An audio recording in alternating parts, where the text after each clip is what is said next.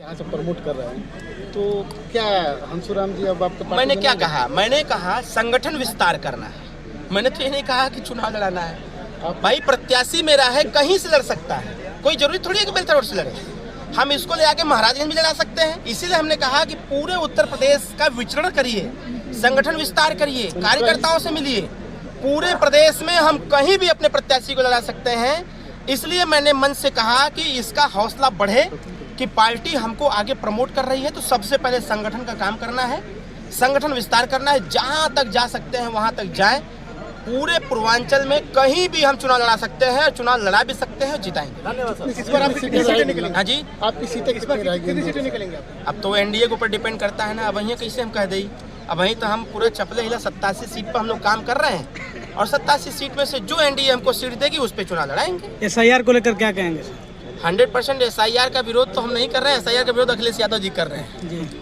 तो यह प्रश्न उनसे पूछना चाहिए कि SIR पर लेके आप क्या कहेंगे। एक तरफ विरोध भी कर रहे हैं और दूसरी तरफ अपने लोगों को लगा भी रहे हैं कि SIR में नाम डलवाओ।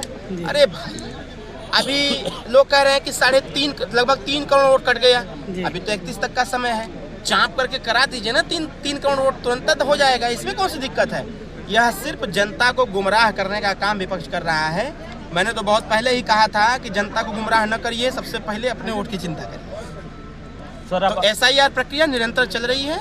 आयोग ने समय भी बढ़ाया है 15 दिन का, और 31 तक डेट भी है। उम्मीद करता हूँ यह डेट और अभी आगे बढ़ेगा। सर, आयुष्मान की बात है, और आयुष्मान में लोगों का आरोप यह है कि जब अस्पताल में जाते हैं इमीडिएटली जो इमरजेंसी केस जाता है उसमें पैसा लिया जाता है, उसको नॉर्मल हो जाने के बाद ही उसको आयुष्मान सलाह मिलता है। मैंने क्या कहा? मैंने कहा ना कि कुछ अधिकारी और कर्मचारी इस पे लापरवाही बरतते हैं। मैंने मन से ही कहा कि व्यवस्था ऐसी होनी चाहिए कि अगर इस प्रकार की स्थिति उत्पन्न होती है और आयुष्मान कार्ड अगर किसी अस्पताल में एलिजिबल है और कोई पेशेंट जाता है उसके साथ किसी प्रकार दुर्व्यवहार होता है, तो सबसे पहले उसके खिलाफ कार्रवाई होनी चाहिए। इलाज भी होना चाहिए और कार्रवाई भी होनी चाहिए, तब जाकर के लोग मानेंगे और तब जाकर के आयुष्मान कार्ड का जनता को असली लाभ प्राप्त होगा। सर, जैसा